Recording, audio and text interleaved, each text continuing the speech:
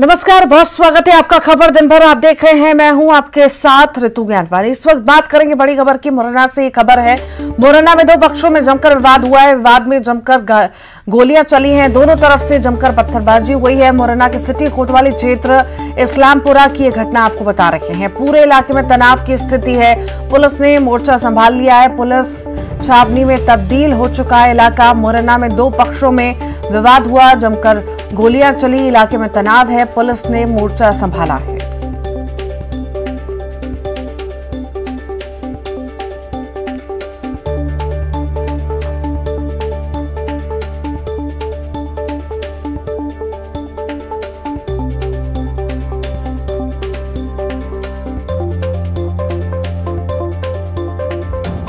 तो विवाद में जमकर गोलियां चली हैं।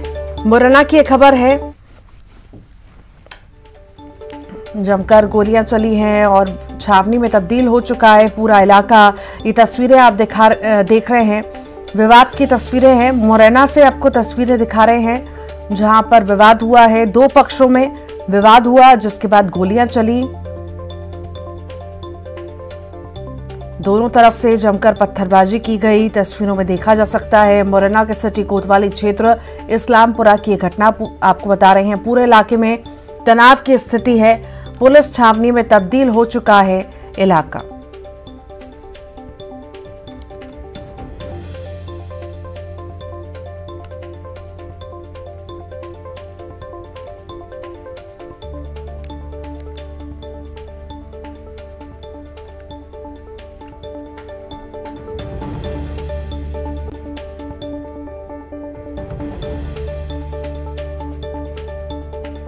तो छावनी में तब्दील हो चुका है इलाका।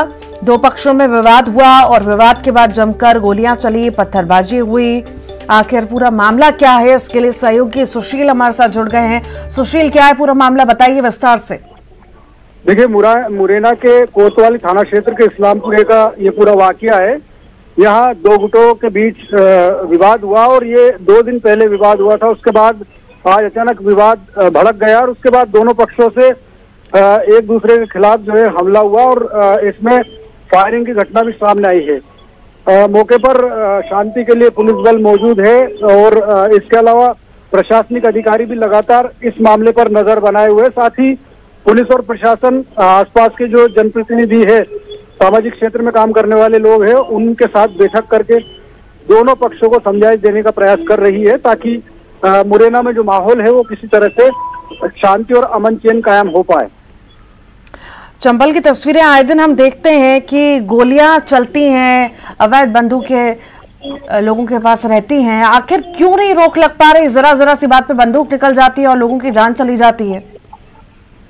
बिल्कुल सही बात। देखिए, ग्वालियर चंबल अंचल का मिजाज ही कुछ ऐसा है और हथियारों की भरमार है। यही वजह है कि जब छोटी छोटी सी बातों में विवाद होता है तो ये विवाद इतने बढ़ जाते हैं कि इसमें फायरिंग, हत्या तक की घटनाएं हो जाती है। तो कहीं ना कहीं अब इस घटना के बाद प्रशासन और पुलिस का फोकस इसी बात पर है कि जनप्रतिनिधियों और सामाजिक क्षेत्र में काम करने वाले लोगों के जरिए इस मामले को किसी तरह से शांत कराए और मौके पर किसी तरह का उपद्रव ना हो, उसके चलते यहाँ भारी पुलिस बल तैनात किया गया है। फिलहाल पूरे जिले में शांति के लिए पुलिस प्रशासन की टीमें यहाँ पहुंची है।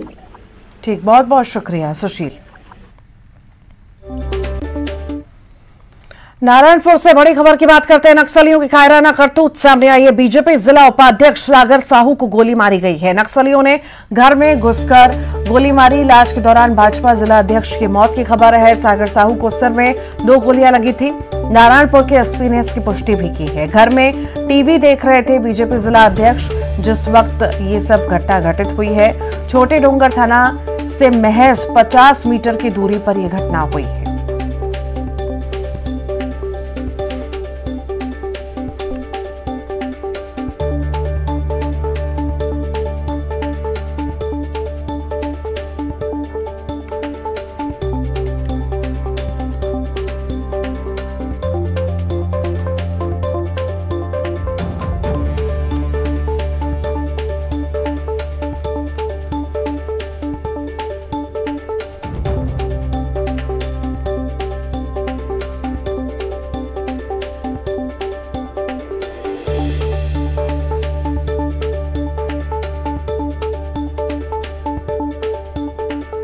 नक्सलियों की कायराना करतूत सामने आई है। बीजेपी जिला उपाध्यक्ष सागर साहू को गोली मारी गई है। नक्सलियों ने घर में घुसकर उपाध्यक्ष को गोली मारी है। इलाज के दौरान भाजपा जिला अध्यक्ष की मौत की खबर है।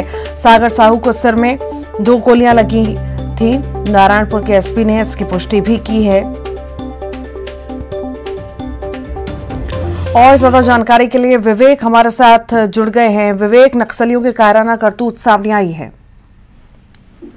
जी हाँ, जिस तरीके से ये कायराना करतूत ही कहा जाएगा कि नक्सलियों ने एक भाजपा के जिला उपाध्यक्ष की घर के अंदर में घुसकर गोली मारी है, जबकि उनका किसी घटना से कोई संबंध नहीं था। और सबसे बड़ी बात यह है कि जो भाजपा जिला उपाध्यक्ष हैं सागर साहू, वो उस क्षेत्र के दबंग नेता थे और काफी कद्दावर नेता थे और उनकी पैठ भी बहुत अच्छी थी। तो जिसको चलते वो नक्सलियों के निशाने पर हमेशा बने हुए थे। नक्सली उनको टारगेट पर लेकर चल रहे थे। बीच में कई बार उन्हें वार्निंग भी दी गई थी नक्सलियों के द्वारा, कई बार चेतावनी भी दी गई थी, पर वे लगातार अपने क्षेत्र में सक्रिय थे और जिसकी वजह से आज देर रात 8 बजे करीब उनके घर के अंदर में जब वो टीवी देख रहे थे उस समय उनके ऊपर AK-47 से गोली मारी गई और उनके सिर पर गोली लगी, जिन्हें इलाज के लिए जब नारायणपुर लाया गया तो वहाँ इलाज के दौरान उनकी मौत हो गई। जी, सक्रियता आप बता रहे हैं कि बहुत ज्यादा सक्रियता नेता की थी और जिस वजह से उनको पहले भी वार्निंग मिल चुकी थी, तो वार्निंग मिलने के बाद भी क्या वो इतने ज्यादा जागरूक नहीं थे इस चीज को लेकर के? क्या साथ में उनकी सिक्योरिटी रहती थी, क्या रहता था? इस बारे में कोई जानकारी आप बता पाए तो? देखिए, स्वाभाविक है कि बस्तर में चाहे भाजपा हो या कांग्रेस के नेता हैं, वो हमेशा नक्सलियों के निशाने पर रहते हैं, तो अपने साथ सुरक्षा गार्ड लेकर ही चलते हैं। पर जिस समय ये घटना घटी उस दौरान वो घर पर टीवी देख रहे थे और संभवतः उस समय सुरक्षा गार्ड नहीं थे। हालांकि अभी तक इस मामले में अधिकारी कोई पुष्टि नहीं कर पा रहा है कि सुरक्षा गार्ड कहाँ थे। ये लगातार नक्सलियों के द्वारा इस क्षेत्र में ये दूसरी घटना को एक अलग नजर से भी देखा जा रहा है, क्योंकि कल राष्ट्रीय अध्यक्ष भाजपा के JP नड्डा बस्तर प्रवास पर हैं और उनके कार्यक्रम के एक दिन पहले नारायणपुर में घटना हुई और उसके अभी 2 दिन पहले ही बीजापुर में नक्सलियों ने एक भाजपा नेता की हत्या की है। तो कहीं ना कहीं इस पर राजनीति गरमाने का भी अंदेशा है, जो कि भाजपा हमें लगातार इस मामले को लेकर उठाती रही है। और सुरक्षा का रहा सवाल सुरक्षा का, तो अब वहाँ पर बस्तर में जितने नेता हैं वो सुरक्षा घेरे में ही चलते हैं। अब इनके साथ में कौन सी सुरक्षा घेरा था ये बाद में ही स्पष्ट कर पाएंगे। ठीक। बहुत बहुत शुक्रिया विवेक।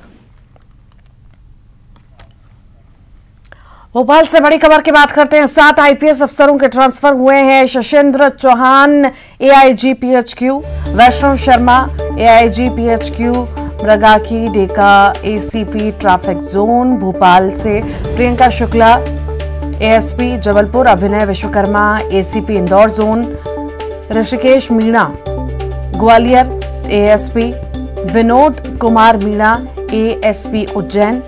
ये लोगों के ट्रांसफर हुए हैं, ये अधिकारियों के ट्रांसफर हुए हैं और बड़ी तादाद में अलग अलग अधिकारियों के ट्रांसफर किए गए हैं। IAS अधिकारियों के 7 IAS अधिकारियों के ट्रांसफर हुए हैं। IPS अधिकारियों के माफी चाहूंगी IPS अफसरों के 7 IPS अफसरों के ट्रांसफर किए गए हैं।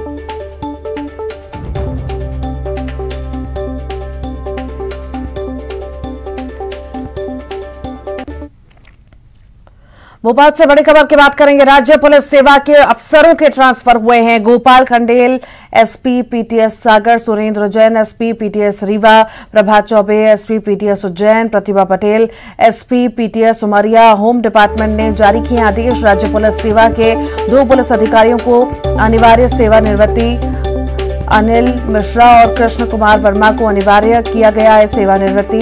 अतिरिक्त मुख्य सचिव गृह विभाग की अध्यक्षता में गठित विभागीय छानबीन समिति की अनुशंसा पर दी गई है सेवानिवृत्ति। गृह विभाग ने जारी किए हैं सारे आदेश।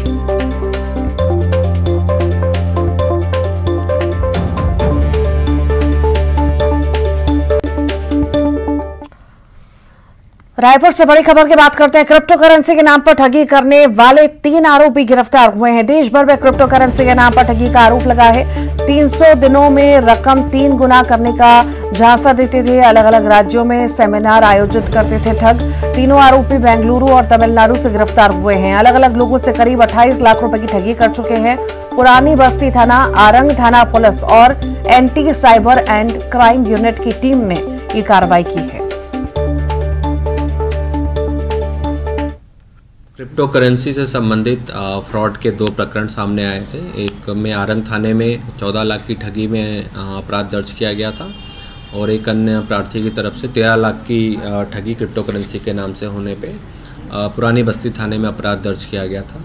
इन दोनों पे प्रकरणों में रायपुर पुलिस ने काम करते हुए 3 आरोपियों को गिरफ्तार किया है, जो इनमें से एक बेंगलोर का है और 2 तमिलनाडु के। कुल 3 लोगों की गिरफ्तारी हुई है। इन्होंने लोगों को क्रिप्टो करेंसी में इन्वेस्ट करा करके उसमें बहुत कम समय में उनका पैसा डबल होने का लालच दिया और उस लालच में फंसते हुए प्रार्थियों ने पैसा लगाया था, जिस पर काम करते हुए इन 3 लोगों की गिरफ्तारी की गई है।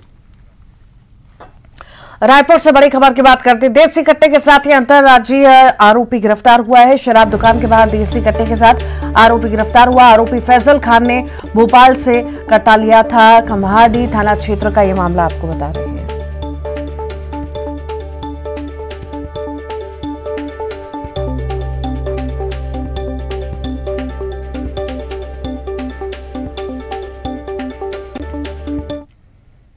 अभनपुर विधानसभा क्षेत्र में भेंट मुलाकात कार्यक्रम कल होने जा रहा है। सीएम भूपेश बघेल भेंट मुलाकात करेंगे।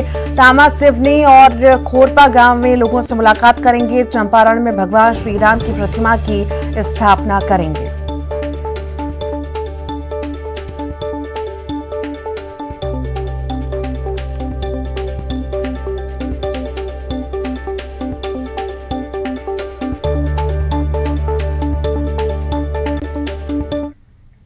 विधानसभा चुनाव के पहले झीरम कांड को लेकर सियासत गर्मा गई है और इस मामले को लेकर सियासी बयानबाजी तेज हो चुकी है। पूर्व मंत्री अजय चंद्राकर के बयान पर आबकारी मंत्री कवासी लखमा ने पलटवार किया। उन्होंने कहा कि सत्ता जाने के बाद अजय चंद्राकर का दिमाग काम नहीं कर रहा। एक आदिवासी के मंत्री बनने से उनको दुख हो रहा है। उन्होंने कहा कि तत्कालीन मुख्यमंत्री रमन सिंह, गृह मंत्री, DGP Sukma, SP Jagdalpur, SP सहित तमाम मंत्रिमंडल का नार्को टेस्ट कराने की घोषणा बीजेपी करे तो मैं भी इस्तीफा देकर नार्को टेस्ट कराऊंगा। कवासी लखमा के बयान पर बीजेपी प्रदेश अध्यक्ष अरुण साव ने पलटवार किया। उन्होंने कहा कि जब मुख्यमंत्री अपनी जेब में सच्चाई लेकर घूम रहे हैं तो सच्चाई को बाहर क्यों नहीं ला रहे हैं।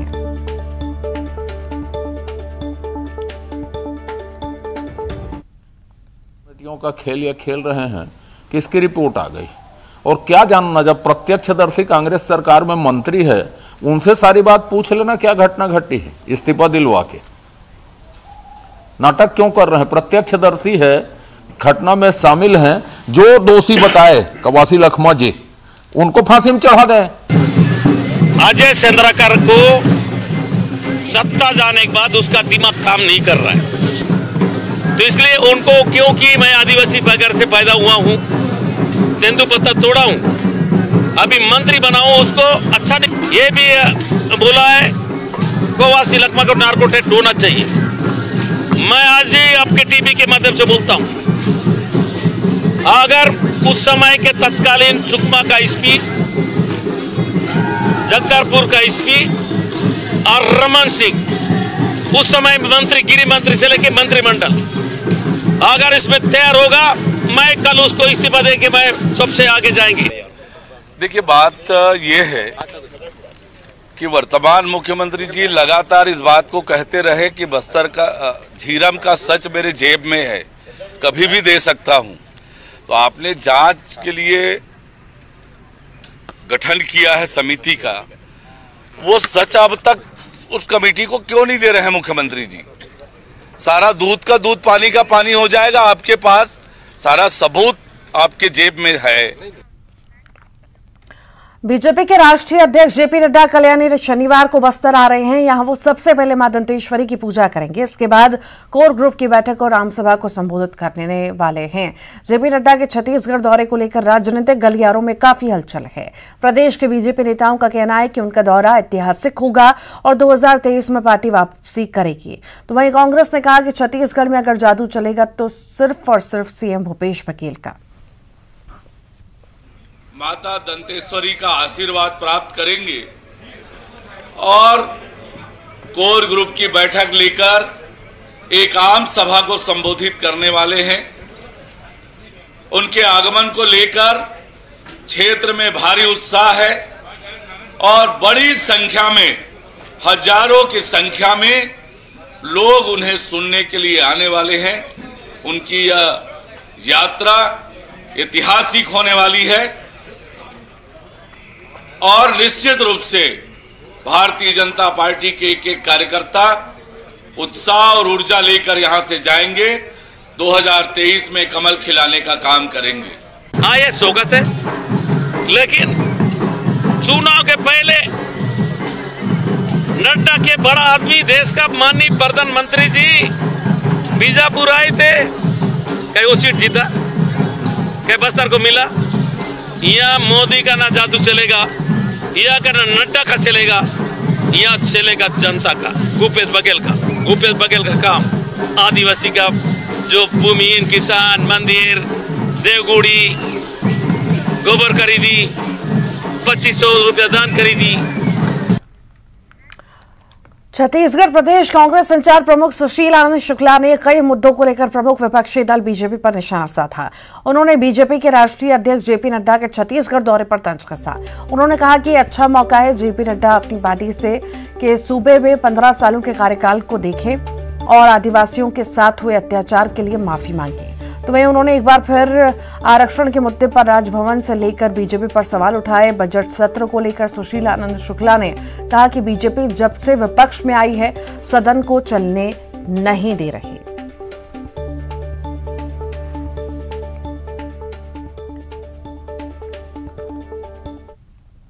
ये अच्छा सुअवसर है कि भारतीय जनता पार्टी के राष्ट्रीय अध्यक्ष श्री जेपी नड्डा बस्तर आ रहे हैं। पिछले 15 साल में भारतीय जनता पार्टी की छत्तीसगढ़ में सरकार थी। बस्तर के आदिवासियों के, बस्तर के मूल निवासियों के मूल अधिकारों के, संवैधानिक अधिकारों का भारतीय जनता पार्टी ने बंधक बना के रखा हुआ था। बस्तर का आम आदमी नक्सलवाद और सुरक्षा बलों के 2 पार्टों में पिस रहा था। विशेष सत्र बुला के सर्वसम्मति से आरक्षण संशोधन विधेयक को पारित करवाया। छत्तीसगढ़ की विधानसभा के द्वारा पारित किए गए कानून को राजभवन में रोक के रखा गया है, असंवैधानिक तरीके से रोक के रखा गया है। भारतीय जनता पार्टी के षड्यंत्र के कारण रोक के रखा गया है। तो जब से भारतीय जनता पार्टी विपक्ष में आई है, भारतीय जनता पार्टी सदन में चर्चा ही नहीं करना चाहती। हर सत्र के बैठक में भारतीय जनता पार्टी ने सदन को बाधित करने का काम किया, सदन की कार्रवाई में अड़ंगा डालने का काम किया, सदन में प्रश्न लगाने के बाद में अनुपस्थित रहना, बाधा पहुंचा के सदन की कार्रवाई को रोकना, है भारतीय जनता पार्टी का शगल बन गया। और इसी के साथ ही खबर दिन भर में इतना ही। सरकार करने जा रही है स्कूली शिक्षा। 6 हमारी जो क्षेत्रीय भाषा हैं उनको भी बच्चों को पढ़ाने का हम करने जा रहे हैं। कितनी संख्या में सीएम राइज स्कूल लगभग बनेंगे और क्या ये जो प्राइवेट स्कूल्स है उनको टक्कर दे पाएंगे? चाह रहे हैं कि 100 से अधिक स्कूल इस साल हम उनको फिर से करें, लेकिन टोटल मिला करके हम 9200 स्कूलों का चयन इसी साल कर देंगे। नई शिक्षा नीति में 1 से 8वीं तक मुगलों का इतिहास बदला जा रहा है। कोई आक्रमणकारी जिस इस धरती पर लूटने आया था उसको महान बता करके यूनान से आने वाला लुटेरा को भारत के इतिहासकारों ने जिस प्रकार से महिमा मंडित किया है। नई ट्रांसफर पॉलिसी जो आ रही है शिक्षकों की, उसमें कहा जा रहा है कि 10 साल तक गांव में सेवा देना अनिवार्य होगा। विकल्प उनके पास रहेगा कि पहले जब नियुक्ति होती जब पहले 10 साल चुनेंगे या बाद के 10 साल चुनेंगे, 2 साल चुनेंगे, 5 साल चुनेंगे, ये उनके ऊपर छोड़ते हैं।